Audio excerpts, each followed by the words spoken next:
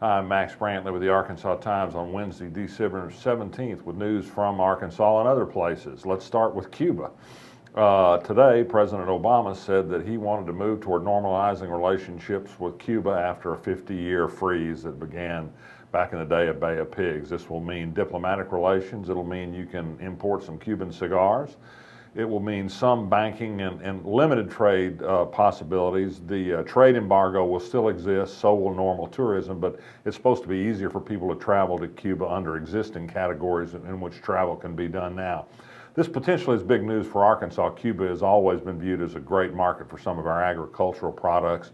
I think that those who are objecting to normalizing trade with Cuba, they include Marco Rubio from Florida, because of Cuba's authoritarian regime, forget the fact, first of all, that we deal with authoritarian regimes all around the world in normal trade relationships, and two, if we just ship enough college spring break kids and Coca-Cola and Budweiser to Cuba, it'll bring down the normal order of things in Cuba pretty quickly, I think. The free market works pretty well in that way.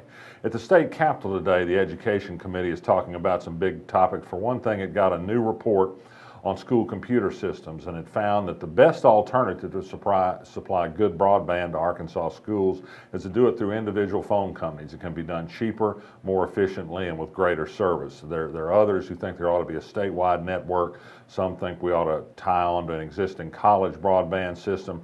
The most interesting thing that came out of this meeting will be something of a tarnished legacy for Mike Beebe, and that is that the Department of Information Services of Arkansas has been price gouging schools in Arkansas for inferior service without moded mechanical systems. Not a very good recommendation for supposedly a slick governor who supposedly ran Arkansas like a business the last 8 years. Something's going to happen here. I think the phone companies have won this battle. The Asa Hutchinson transition continues with more announcements of people who will be assuming leadership roles when he becomes governor next month. They include Alan Kerr, a former state representative and insurance agency owner who will take over the insurance department as insurance commissioner. He replaces Jay Bradford, not unexpected. Bradford was a key player in the move to adopt the private option Medicaid expansion here. Kerr voted for it 1 year, against 1 year. It will be very interesting to see how big an advocate he becomes, if at all, for continuing the private option in Arkansas. Hutchinson said he would keep Sheila Sharp as director of the Community Corrections Department. He said Mark Berry will be his adjutant general. This will be the first person from the Air Force side of the military to lead the Arkansas National Guard. And I may have mentioned yesterday that Don Bingham is going to be back at the Arkansas Governor's Mansion as administrator. He held that role under Mike Huckabee.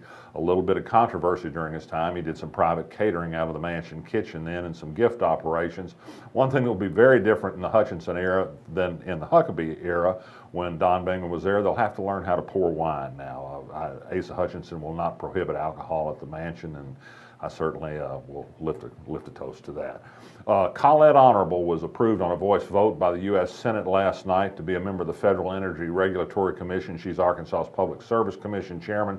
This has local consequences. It will give Mike Beebe a chance to fill Honorable's seat for the next 2 years on the PSC. He'll deprive Asa Hutchinson of that possibility. Hutchinson will get another appointment in January, but Beebe will control 2 appointees on the 3-member commission, if that matters. I don't think there's a great deal of difference in utility outlook between Beebe and Hutchinson, but perhaps a little bit. University of Arkansas officials are meeting today at Pettagene. They're planning strategy for the eVersity. This is the online university the members of the University of Arkansas system are going to supply. They're talking a lot about reaching people who are not getting college education now. That really is the strategy that the state needs to follow to increase its college going rates. The University of Arkansas at Fayetteville is not participating in this study for the time being. It's continuing to be sort of the elite college on the hill for the advanced students. That's not what eVersity is about. Perhaps they don't need to be there. Finally, news from New York today says that New York is going to ban fracking. The governor of New York, Andrew Cuomo, seconds to finding a report there that the public health risk potential in fracking in upstate New York, and also some of the economic development benefits have been overstated. Can you really imagine Arkansas banning fracking? I can't imagine us even having a study that would look into whether there were public health hazards. You know Arkansas don't want to kill those big rigs that are producing the golden eggs for Arkansas and tearing up some of our county roads in the process. I'm Max Brantley. I'll be back tomorrow.